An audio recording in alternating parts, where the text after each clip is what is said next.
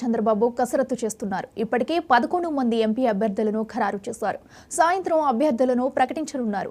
మిగతా అభ్యర్థుల కోసం వడపోత కొనసాగుతుంది. పొత్తులో భాగంగా టీడీపీకి 144 ఎమ్మెల్యే స్థానాలు, 17 లోక్సభ సీట్లు కేటాయించారు.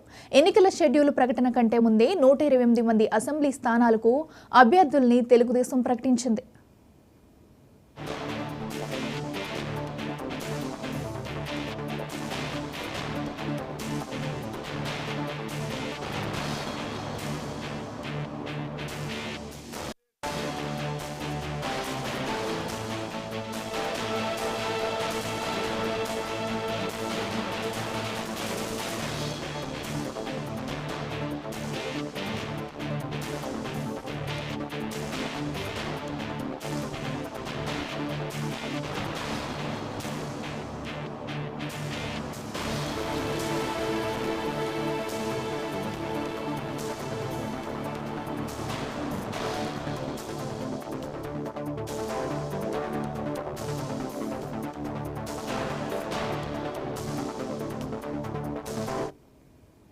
ఎంపీ అభ్యర్థులపై టీడీపీ అధినేత చంద్రబాబు కసరత్తు చేస్తున్నారు. ఇప్పటికే 11 మంది ఎంపీ అభ్యర్థులను ఖరారు చేశారు.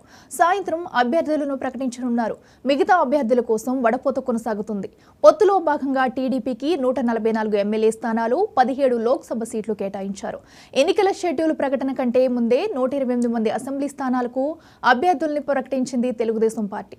ఇదే అంశానికి సంబంధించి మా రీజనల్ కోఆర్డినేటర్ అనిల్ మరింత సమాచారం అందిస్తారు. అనిల్, చెప్పండి, మరి ఈ రోజు ఎంపీ అభ్యర్థుల్ని ప్రకటించే అవకాశం ఉన్నట్లు తెలుస్తుంది టీడీపీ. అయితే దీనికి సంబంధించి డీటెయిల్స్ ఏంటి?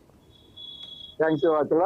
ఈరోజు ఆంధ్రప్రదేశ్ మాజీ ముఖ్యమంత్రి నారా చంద్రబాబు నాయుడు ఎంపీ అభ్యర్థులపై ఇప్పటికే కసరత్తు పూర్తి చేసినట్లు మనకు తెలుస్తున్న సమాచారం.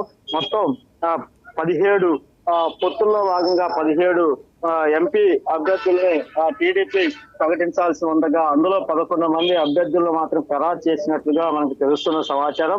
సాయంత్రం అభ్యర్థుల ప్రకటన చేసే అవకాశాలు కూడా ఉన్నాయి. 11 మందితో పాటు మిగతా అభ్యర్థులు కూడా ఎంపిక చేసేందుకు కసరత్తు అయితే చేస్తున్నారు. సీనియర్ నాయకులతో ఇప్పటికే ఆయన పలుమార్లు సమావేశం అయ్యి అభ్యర్థులపై కసరత్తు చేసి పూర్తి స్థాయిలో 17 మంది ఎంపీ అభ్యర్థులను ప్రకటించాలని కూడా చంద్రబాబు చూస్తున్నట్లుగా మనకు తెలుస్తున్న సమాచారం.